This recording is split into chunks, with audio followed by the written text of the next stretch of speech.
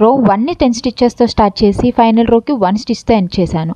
ఎలానో చూసేయండి. Hello cuties, welcome to our stitch decreasing. ఈ సిరీస్లో మనం ఈచ్ స్టిచ్ని ఎలా డిక్రీజ్ చేస్తాము అనేది చూసాం. మనం ఎవ్రీ స్టిచ్ని ఎలా ఇంక్రీజ్ చేస్తాము అనేది ఆల్రెడీ చూసేసాం. మనం ఇంక్రీజ్ చేయాలి అంటే 1 స్టిచ్లో 2 స్టిచెస్ చేసాం కదా, అలానే డిక్రీజ్ చేయాలి అంటే 2 స్టిచెస్కి కలిపి 1 స్టిచ్ అనేది. ఈ డిక్రీజ్ చేయడానికి ఒక్కొక్క స్టిచ్కి ఒక్కొక్క టెక్నిక్ అనేది ఉంటుంది. సో ఈ రోజు వీడియోలో మనం సింగిల్ క్రూషియా డిక్రీజ్ని ఎలా చేయాలో చూసి ఫస్ట్ అయితే కొన్ని చైన్స్ తీసేసుకొని first row of single crochets complete చేసి, సింగిల్ క్రూషియా అంటే ఏంటి, సింగిల్ క్రూషియా ఎలా చేయాలి, ఫస్ట్ రో ఎలా చేయాలి అని డీటెయిల్గా కావాలి అంటే నా వీడియోస్ని చెక్ చేసి. ఫస్ట్ రో ఆఫ్ సింగిల్ క్రూషియాస్ అయిపోయిన తర్వాత సెకండ్ రో కోసం అయితే మనం జనరల్గా 1 stitch upon the other stitch చేస్తాము. బట్ ఇక్కడ డిక్రీజ్ చేయాలి కాబట్టి 2 స్టిచెస్కి కలిపి 1 స్టిచ్ చేయాలి. So now to decrease, insert your hook in to the first stitch, yarn over and pull through that. After this, don't finish the single crochet and insert your hook into the second stitch which we need to decrease.